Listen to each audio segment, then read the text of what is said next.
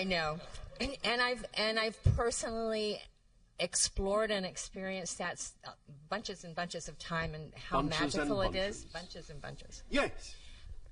And then there are these other times where I've got things going on that confuse me. So I want to... That confuse me, okay. Yes. And I want to give it to you before you start, and let me finish giving it to you before you start poking holes in it, okay? Poke, poke, poke. Pokey, pokey. Thank you. Okay. I have a business that I run. I've got a project that I absolutely adore, and it's like a lot of my excitement is directed towards that. However, I am not at a point where I can jump off the cliff and say, I can let go of my business and everything will be hunky-dory. I don't have that belief. So financially, I feel the need to keep going on my business. In my business, I have commitments. I have agreements that I've made with clients that I exchange, and this requires certain efforts on my part and time considerations. And then I have this idea of, well, I'd really rather be following my excitement right now rather than delivering this commitment or delivering this agreement, which in order to stay in business, I must do. Right? So... If you say so. Okay. Well, yeah, you're going to tell me. Okay. Or maybe. So I'm wondering how I can bridge this gap in a situation where I am in a co-creation that I have made agreements in, and I'm going to continue to be in that until I change. But then there's times when I really don't want to be fulfilling that agreement. I'd rather be doing this, but I know that in my integrity, I must fulfill that agreement to fulfill my integrity and do that other thing later, or, I'm not cool with my clients. So I would like you to shed some light on that for me, please, please, please. Click. Thank you. Oh, can I start poking now? You can poke. You have my permission to poke. Oh, all right. Thank you. Permission to poke. All right. Can you first illuminate for us if you actually have a specific idea in mind of what it is that you actually would prefer to be doing that you say excites you more than what you are doing? Yeah. I'm doing a project called the Pieces of Peace Project, and it's an exhibition that brings artists and scientists and behavioral experts and brings them together to give, the challenge is to give those who attend the event experiences of peace. Oh, all right. Thank you. Very exciting. Yes. This represents right now, in general, your highest excitement. Yes? Big time. Big time. Big time. Oh, all right. Yep. Now, big obviously... Big event, so it's not like just go out and do it in 5 minutes. It's going to take a couple of years to pull it all together. Oh, all right, if you say so. Maybe. Okay, thank you. Thank you. Maybe. Okay. Have you ever heard us talk about the mechanism or the experience we call the threshold of believability? Possibly. It's where you allow yourself to imagine the thing that you say you wish to do in the most exciting way you wish to do it, and ask yourself if you believe beyond a shadow of a doubt if that can manifest within a certain amount of time. When you can answer yes immediately after asking the question, then you reduce the amount of time and keep reducing the amount of time and ask the question again until you suddenly find even the slightest amount of hesitation in your response to say yes. As soon as you find the slightest hesitation, you know right there that that's exactly how much time it will take according to your current belief system. And if you wish to reduce the amount of time, you have to find out by investigating your beliefs what beliefs you're holding on to that say it has to take that amount of time.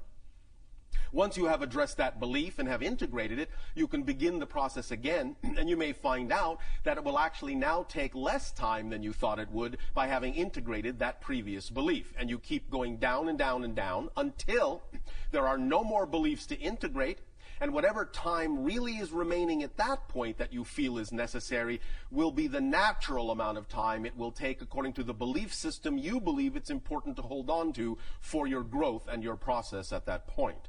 Does that make sense? In other words, you're saying what I'm comfortable with in the sense and of what works for you, and what and what is perhaps part and parcel of the theme that you actually need to explore with your current belief system structure. So if you're saying right now, I know beyond a shadow of a doubt that I can manifest this exciting thing absolutely no later than 2 years, yes, no problem at all.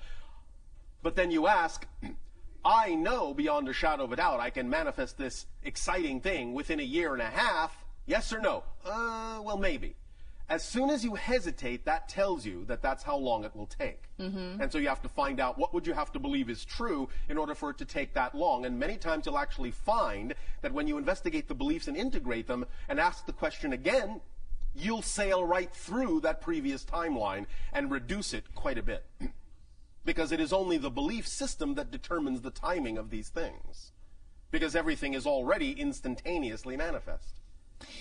But then I only have so many hours of the day to And that's pull why this we huge say, thing and together. that's why we say, when you truly follow your excitement and act on it, you begin to realize that excitement is the driving engine and the organizing principle behind everything. So if you're really acting on your excitement and you act on it to the best of your ability every day, every moment, whatever it is you actually have time to do that day is all you need to do. And whatever you don't have time to do that day by following your excitement, you don't need to do that day. Wait a minute here. Yeah. I've given my word to people. I've accepted money from people. Yes. I have said I will do this for you and thank you for the money. Yes.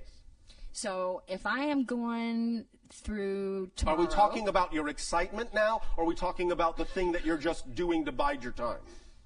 I'm talking about the thing that I'm doing to make money to support me. That's a different issue. That's Okay. not what we were discussing. Okay. What we were talking about was the thing that excites you the most first. We Okay. said if you act on your highest excitement, it is an organizing principle, and whatever it is you're capable of doing in the direction of your highest excitement Yes. in any given day will be sufficient for that day. Okay. Gotcha on that. Okay. In terms of doing other things you have said you will do, that's a different issue if you've laid out timelines in which you said you would do those things and made those kinds of commitments. Right. We're not talking about that. Okay. Now, Yes. nevertheless, the issue still is. If you believe that what it is you are doing, as you say, to support yourself, is what you believe you need to do, because right now you do not believe that the things that excite you can support you, then that's all well and good. And it's up to you to choose whatever it is that seems to be the most exciting thing you can do to support yourself with your belief system, and do it in the most exciting way you can. At least do that. While you are still choosing to do something you say is not fully representative of your excitement, at least do it in the most exciting way you can. Right. Otherwise, don't do it. Do Right. something else. Yeah, see, I was trying to Yes. take what you were saying in the earlier part, Yes. right? Yes. And then apply it to that situation, and Yes. it doesn't really work in that situation of my Yes. income producing Well, thing. it does when you apply it appropriately. If Again, yes. I, for instance, Yes. there are like certain actions that Give us an example specifically. I have to make phone calls to architects and designers and try to make meetings with them. Stop. Do you enjoy any of that? Sometimes, Why do you enjoy it sometimes and not other times? because sometimes I'd rather be doing my project than doing Why that. do you enjoy it sometimes? Do you notice that when I asked that question, you answered the negative side first, even though I asked the positive question initially? I'm noticing that now. Thank you. Okay. Why do you enjoy it sometimes? Sometimes I really connect with the person that's on the other end of the phone, and we have a lovely conversation, and it makes me feel good, and I make them feel good. All right. What about the other times is not exciting to you? When somebody gets kind of testy and like get off the phone kind of a thing. Now, let me ask you a very important question, if I may. Please. Are you ready? I am Are you open. sure? Yes. Thank you. Why do you allow others to determine how you choose to feel? Because I got this inner child issue. And what is that inner child issue? Feeling like she's unwanted.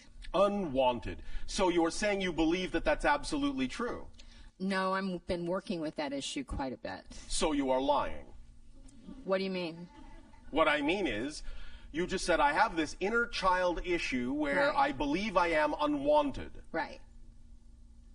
Well, and you said, do yes. you believe that's absolutely and true? you said, And I said, I've been working which on means no, you don't believe it's absolutely true, or you wouldn't be working on it. it. Right, okay. So, Okay. if you understand that the very fact you're working on it means you already know it's not absolutely true, you're done working on it. Because you already know it's not absolutely true. Well, that's great, except I still have the feeling. Because you keep choosing to buy into it again. This is what we talked about before. You know what you prefer, but you keep choosing the same thing that you say you don't prefer. That's why you have to find out the structure of that belief and understand how it's tricking you into believing you need to keep choosing something you say you don't want to choose. Because it's a choice. It's not automatic. It's not a habit. It's not an addiction. You already know it's there, so it's not a pattern. Once you know it's there, it's not a pattern. Once you know it's there, it's not a habit. It's a choice. So you have to ask yourself, if you keep choosing it, why? Why are you choosing it? You must be choosing it for a reason. Examine the structure of the belief, and you'll find out what the reason is. Then you can stop choosing it once you understand why you keep choosing it. Okay, so you're saying that I'm choosing it kind of more on a little less conscious level? No. No? You see, that is the catch-22. You're actually choosing it completely consciously, but you are afraid to understand and acknowledge that that's the case. Because you are afraid to examine why you're choosing it, because your negative belief is tricking you into believing that if you actually take the time to examine why you're consciously choosing the negative belief, that you'll actually find something out that says it is true that you are unworthy. But you will never find that out. I guarantee it. Because if you were truly unworthy, you wouldn't exist. Right. So you are choosing consciously, but you're actually afraid to look at that. And that's why you are, in a sense, blanking out on it. It's not really an unconscious choice. It's just that you're covering it up. I can feel it as you say that. I Yes, I feel know. it in my gut. Yes, I know. Yeah. So that's why we have given you this permission slip to play with, so that you can expose the structure of that belief that is constantly reinforcing the idea of why you should keep choosing to buy into it. But that's what you're doing, and you're doing it consciously, because you actually don't believe that it can go any other way. Right. But since we have already established that the reason you're working on this to begin with is that you actually have an empirical knowledge that you are worthwhile, Right. then when you truly understand the mechanism we're talking about, you'll realize that there is no need for a process when you've already arrived at the conclusion. Many of your people are simply going off of the belief and the definition that when you discover a habit, that's the beginning of the process of changing the habit. It's not. When you discover a habit, you don't have it anymore. That's the end of the process. And if you understand that and define it that way, you will no longer experience any ramifications of that habit.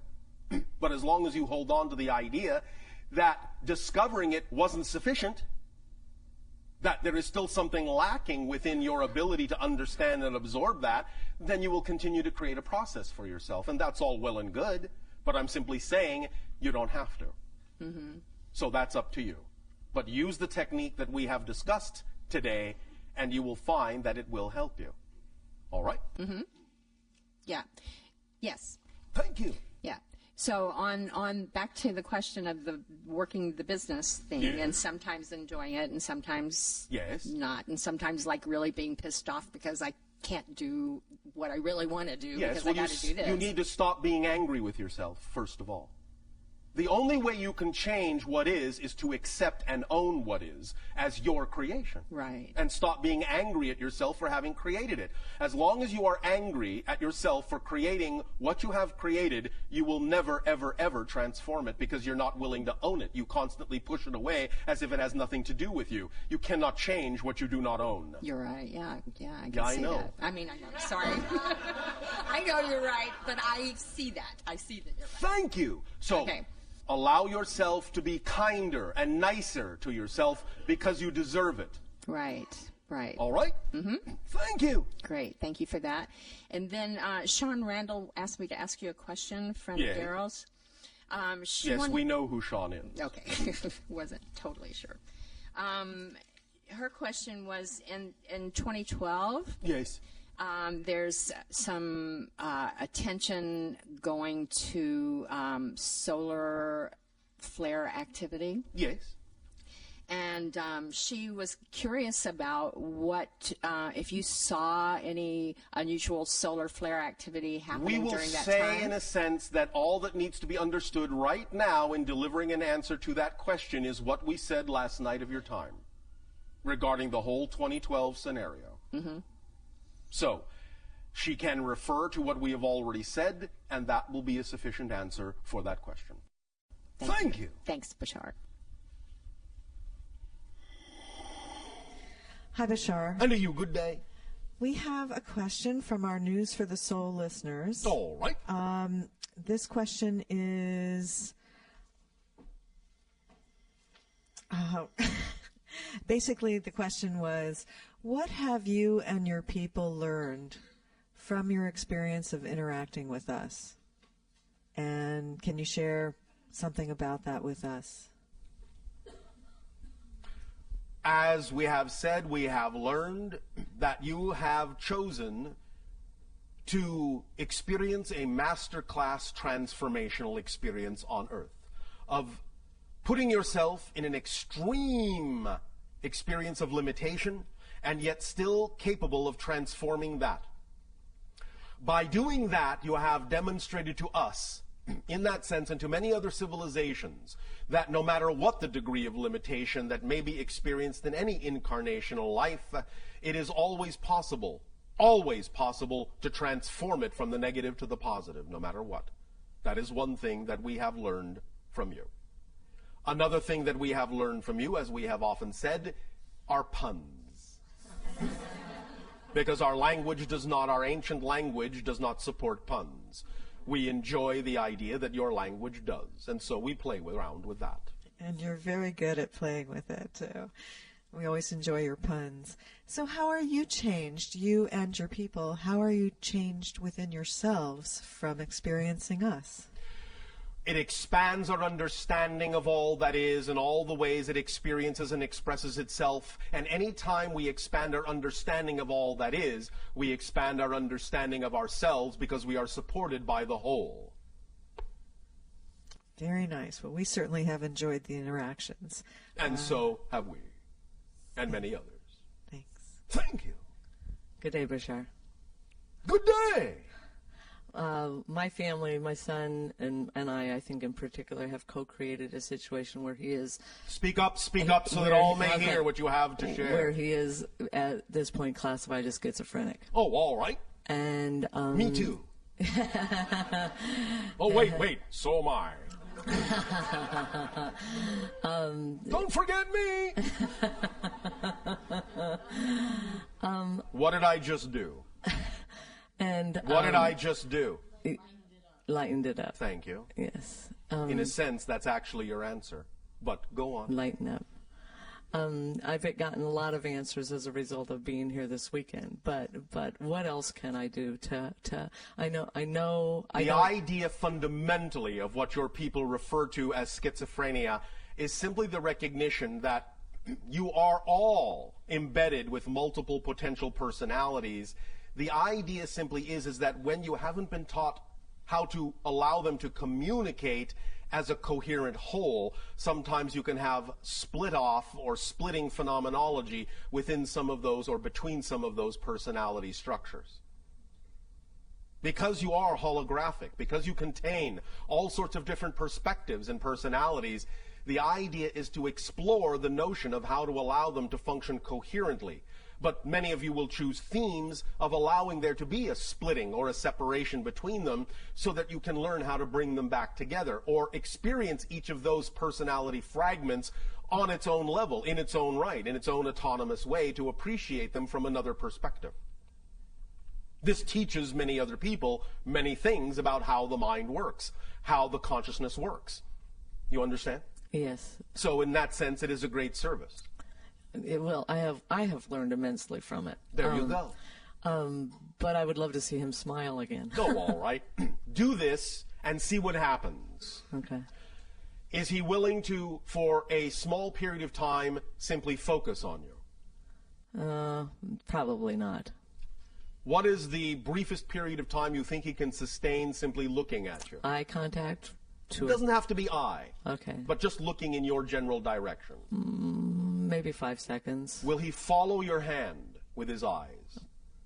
Possibly. All right. Do this. When you catch his attention, do what you call the infinity symbol with your hand.